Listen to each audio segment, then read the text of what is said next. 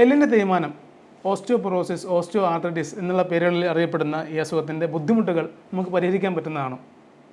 അപ്പോൾ അതിനായി നമുക്ക് ഓസ്റ്റിയോപൊറോസിസ് അല്ലെങ്കിൽ ഓസ്റ്റിയോ ആർത്രൈറ്റിസ് തേയ്മാനം എന്താണെന്ന് പരിശോധിക്കാം.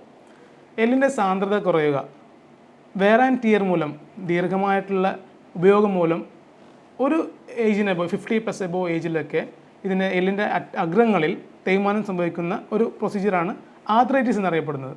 അതുപോലെ എല്ലിൻ്റെ കട്ടി കുറഞ്ഞ് എല്ലിൻ്റെ സാന്ദ്രത കുറയുന്ന ഒരു അവസ്ഥയ്ക്കാണ് ഓസ്റ്റിയോപൊറോസിസ് എന്ന് പറയുന്നത്. രണ്ടും മലയാളത്തിൽ തേയ്മാനം എന്നൊരു സംജ്ഞയിലാണ് അറിയപ്പെടുന്നത്.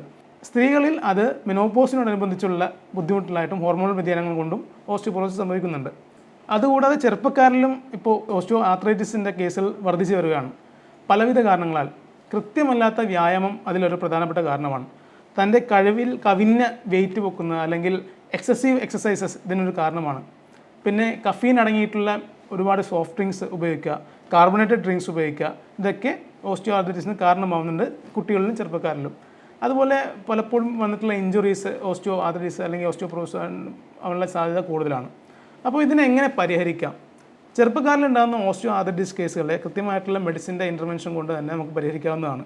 നല്ല മെഡിസിൻസ് ആയുർവേദത്തിൽ അവൈലബിൾ ആയിട്ടുണ്ട്. അതോടൊപ്പം തന്നെ ശ്രദ്ധിക്കുന്ന കാര്യം, ഓയിലിൻ്റെ ഉപയോഗം നിങ്ങളുടെ ഡോക്ടറിൻ്റെ നിർദ്ദേശപ്രകാരം അല്ലാതെ ചെയ്യാതിരിക്കുക എന്നുള്ളതാണ്. ഒട്ടുമിക്ക ആൾക്കാരും സ്വയം ചികിത്സ ചെയ്ത് ബുദ്ധിമുട്ടാക്കാറുണ്ട്. കാരണം ഇൻഫ്ലമേറ്ററി കണ്ടീഷൻസിൽ ഓയിലിൻ്റെ ഉപയോഗം വളരെയധികം ബുദ്ധിമുട്ടുണ്ടാക്കും. വാർദ്ധക്യം ബാധിച്ചാൽ അല്ലെങ്കിൽ ഓസ്റ്റിയോപൊറോട്ടിക് കണ്ടീഷൻസിലാണെങ്കിൽ ആയുർവേദം കൃത്യമായിട്ടുള്ള തിക്ത ക്ഷീരകൃത വസ്തുക്കളും അതുപോലെ തന്നെ തെറാപ്പീസും ലഭ്യമാണ്. ഇന്റേണൽ മെഡിക്കേഷൻസ്, സപ്ലിമെൻറ്റ്സും ലഭ്യമാണ്. ഓൾറെഡി തേഞ്ഞു പോയിട്ടുള്ള ഭാഗങ്ങളെ നമുക്ക് തിരിച്ചു കൊണ്ടുവരാൻ സാധിക്കില്ലെങ്കിലും അതിൻ്റെ ആ പെയിനെയും ബുദ്ധിമുട്ടിനെയും നമുക്ക് ഒഴിവാക്കാൻ സാധിക്കുന്നതാണ്. ഫർദർ പ്രോഗ്രസ്സിനെ തടയാൻ സാധിക്കുന്നതാണ്.